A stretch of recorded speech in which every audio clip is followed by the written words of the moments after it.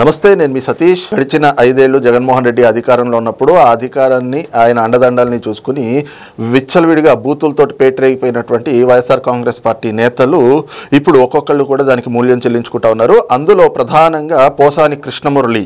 మరి ఆయన అయితే గనక ప్రస్తుతం పోలీస్ స్టేషన్ల యాత్ర, ఆంధ్ర రాష్ట్రం వ్యాప్తంగా కూడా పోలీస్ స్టేషన్ల యాత్ర చేస్తున్నటువంటి క్రమంలో నిన్నటి నుంచి YSR Congress party social media కావచ్చు, లేదంటే జగన్మోహన్ రెడ్డికి చెందినటువంటి సాక్షి మీడియా పెద్ద ఎత్తున ఒక ప్రచారాన్ని తెరపైకి తెచ్చింది.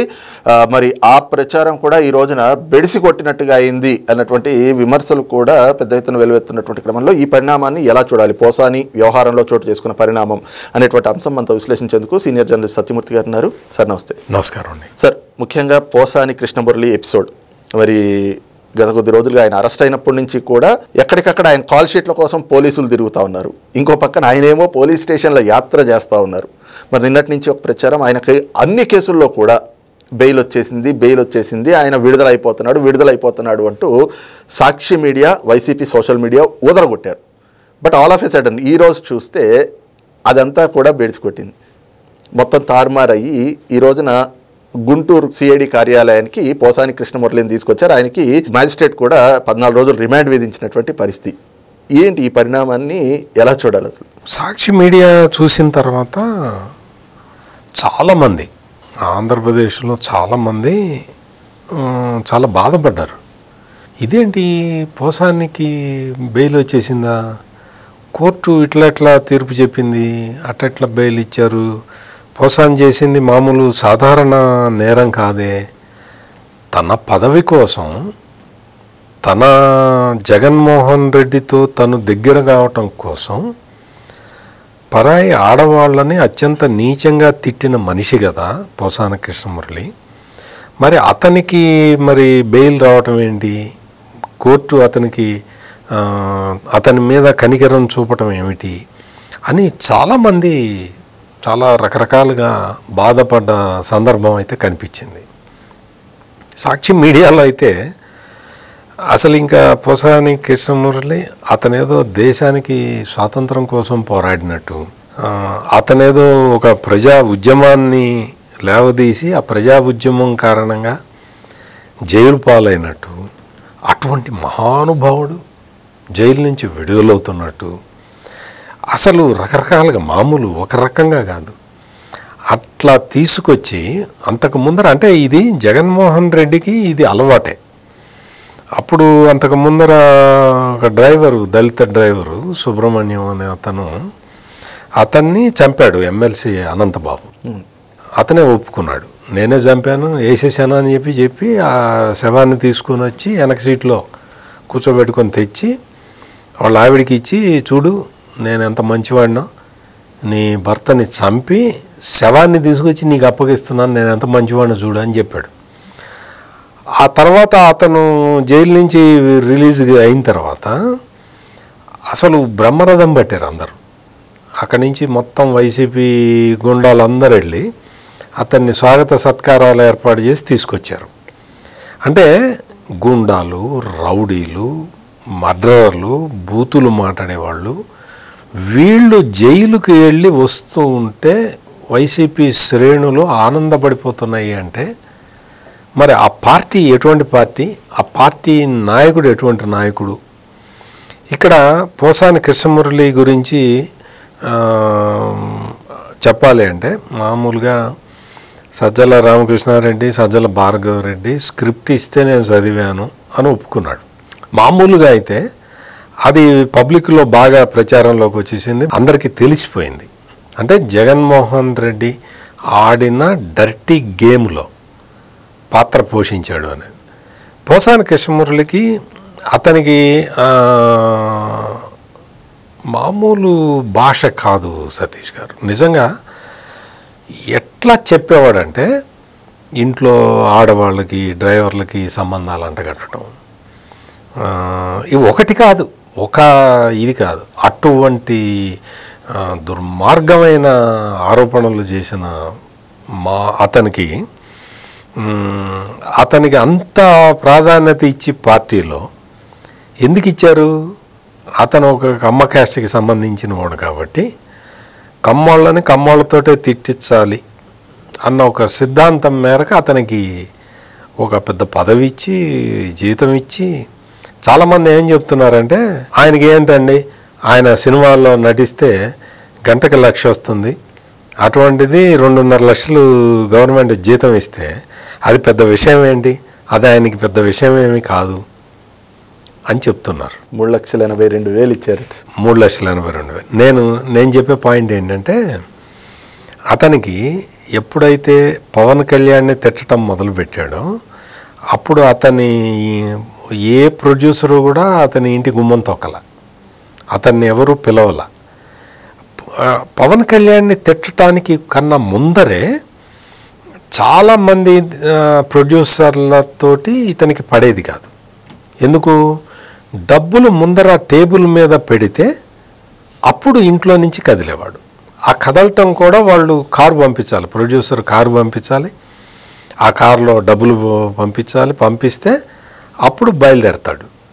సాయంత్రం 5-6కి ప్యాకప్ అనమాట, మళ్ళీ షూటింగ్లో పార్టిసిపేట్ చేయడు. ఈ యాటిట్యూడ్ తోటి పోసాని కృష్ణమురళికి ఆఫర్లు తగ్గిపోయినాయి, మొత్తం తగ్గిపోయాయి, అసలు లేవు, అసలు అతనికి రాలేదు, ఆ వేషాలు కూడా రాలేదు. ఆ వేషాలు రాని పరిస్థితుల్లో పవన్ కళ్యాణ్ని తిట్టడం మొదలుపెట్టాడు. పవన్ కళ్యాణ్ని తిట్టడం మొదలుపెట్టాను కాబట్టి నాకు వేషాలు రాలేదని చెప్పుకు తిరిగాడు.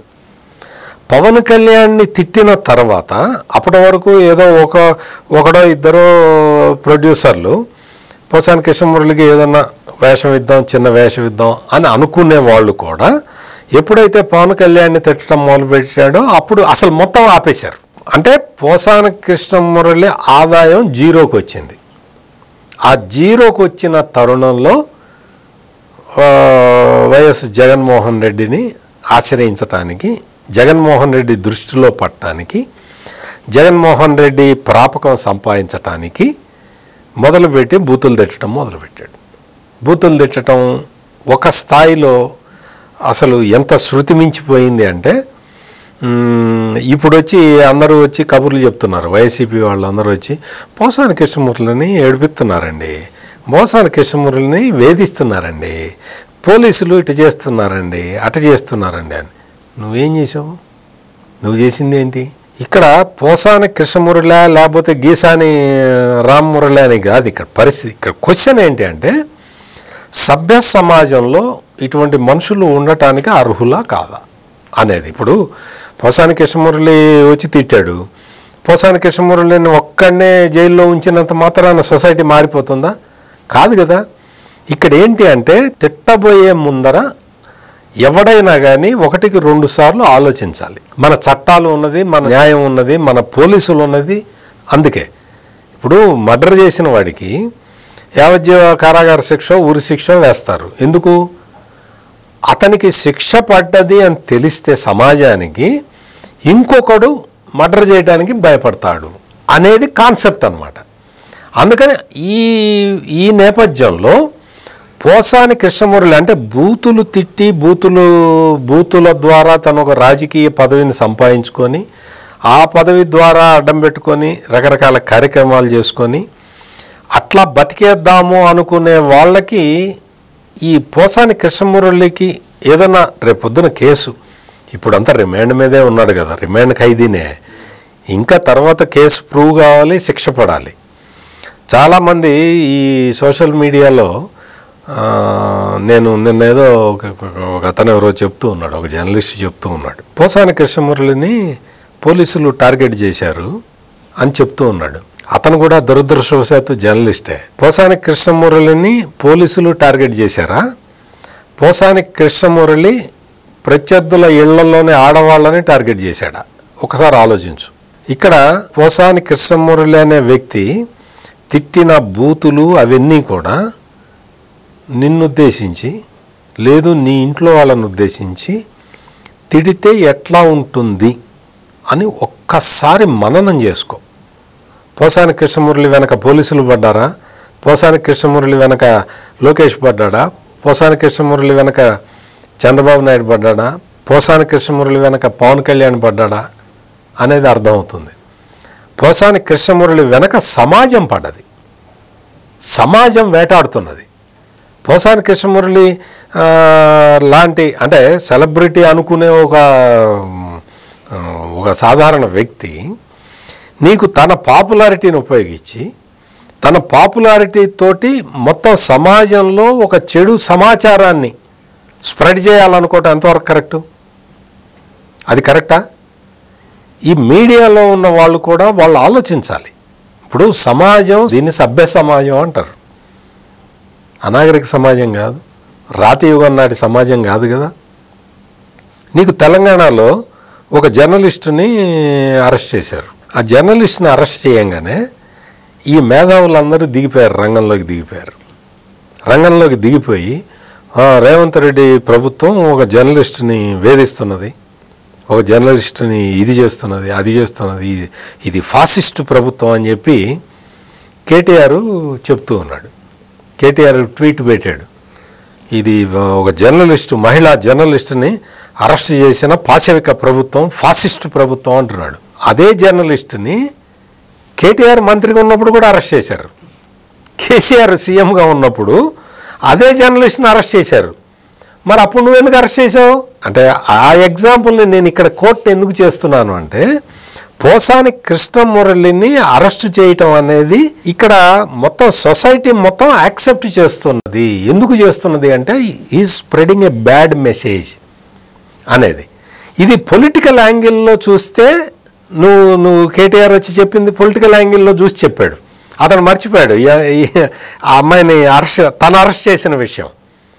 ఇక్కడ పోసాని కృష్ణమురళిని అరెస్ట్ చేసిన విధానం కానీ, అతని మీద పీటీ వారెంట్లు ఇస్తున్న విధానం కానీ, ఇవన్నీ చూస్తూ ఉంటే ప్రజలు చూసుకొని అచ్చా ఓకే, ఇట్లా అసభ్యకరంగా మాట్లాడిన వాళ్ళకి ఇటువంటి శిక్షలు ఉంటాయి అని మీరు చూడండి సతీష్ గారు. మొత్తం సొసైటీలో కూడా, సోషల్ మీడియాలో కూడా దాదాపుగా తగ్గినాయి.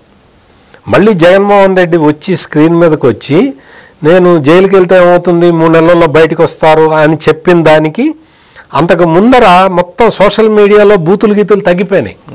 ఈ పోసాని కృష్ణమురళి సినిమా డైరెక్టర్ ఇంకొక అతను ఉన్నాడు కదా, రామ్ గోపాల్ వర్మ, ఇటువంటి వాళ్ళందరికీ నోటీసులు ఇచ్చి అరెస్ట్ చేస్తామని వచ్చిన తర్వాత బాగా తగ్గిపోయింది. సోషల్ మీడియాలో బూతులు తగ్గిపోయినాయి. మళ్ళీ ఇప్పుడు ఆ బూతుల్ని పెంచడానికి అని చెప్పి జగన్మోహన్ రెడ్డి వచ్చి అరెస్ట్ చేస్తే ఏమవుతుంది, 3 నెలల్లో బయటకు వస్తారు, నేను 16 నెలలు జైల్లో లేనా, నేనేమన్నా సిగ్గుపడ్డానా, నేను సిగ్గు లేకుండానే ప్రవర్తించాను కదా అని జగన్మోహన్ రెడ్డి చెప్పేసరికి మళ్ళీ బూతులు పెరుగుతూ ఉన్నాయి సొసైటీలో. అందుకనే నిన్న కూడా లా అండ్ ఆర్డర్ మీద డిస్కషన్ వచ్చినప్పుడు ముఖ్యమంత్రి చంద్రబాబు నాయుడు స్పెసిఫిక్గా చెప్పాడు, నేను I don't tolerate such fellows అని. ఇప్పుడు జరుగుతున్నది కూడా అదే.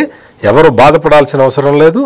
పోసాని కృష్ణమురళి విడుదల గురించి సంతోషపడ్డది ఓన్లీ ఒక సాక్షిలో ఉన్న ఒకళ్ళిద్దరు మాత్రమే. సాక్షిలో ఉన్న ఆ వార్త రాసి ఆ వార్త రాసిన వాడు కూడా బాధపడుతూ రాసి ఉంటాడు, ఇదేంది అప్పుడే బెయిల్ వచ్చిందేంటి అని బాధపడుతూ రాసి ఉంటాడు.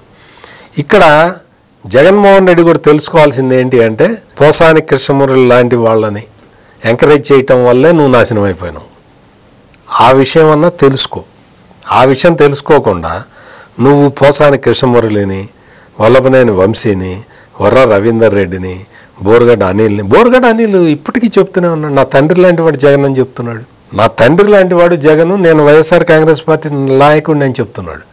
Boragadda Anil is a rowdy sheeter. ఆ రౌడీ షీటర్కి తండ్రి లాంటి వాడు జగన్మోహన్ రెడ్డి అని చెప్తూ ఉంటే, జగన్మోహన్ రెడ్డిని మరి సభ్య సమాజం మరి ఉంచాలో బహిష్కరించాలో డిసైడ్ చేసుకోవాలి. రైట్, ఇది చూస్తూ ఉన్నాం కదా. పోసాని కృష్ణమురళి ఉదంతం మాత్రం అంటే ఈ ఒక కేస్ స్టడీగా పరిణమిస్తూ ఉంది. అయితే ఈ క్రమంలో పోసాని మరి గడిచిన 5 ఏళ్ళు వ్యవహరించినటువంటి తీరు ఇప్పుడు ప్రజలు ఏ రకంగా చూస్తూ ఉన్నారు అంటే, ఆయన అరెస్టులు చేయడం కావచ్చు, లేదంటే ఆయన పైన ఇస్తున్నటువంటి పీటీ వారెంట్లు కావచ్చు, ఇవన్నీ కూడా సమాజం ఆయన్ని వెంటాడుతుంది అనేటువంటి దానికి ఒక ఉదాహరణగా కనిపిస్తూ ఉంది. అయితే పోసాని లాంటి వ్యక్తుల్ని ఇంకా ఎంకరేజ్ చేసే విధంగా, వాళ్ళకి మద్దతు ఇచ్చే విధంగా జగన్మోహన్ రెడ్డి లాంటి వాళ్ళు ఏదైతే కనుక చేస్తున్నటువంటి ఇలాంటి ప్రచారాలు కావచ్చు, ఈ రకమైనటువంటి ప్రచారాల వల్లే మనం నాశనం అయ్యాం అనేటువంటిది గుర్తించకపోతే మాత్రం రాబోయేటువంటి రోజుల్లో జగన్మోహన్ రెడ్డి మరింత ప్రజల్లో చులకనైపోయేటువంటి పరిస్థితులు కూడా ఉంటాయన్నటువంటి భావాన్ని సీనియర్ జర్నలిస్ట్ సత్యమూర్తి గారు వ్యక్తం చేస్తూ ఉన్నారు.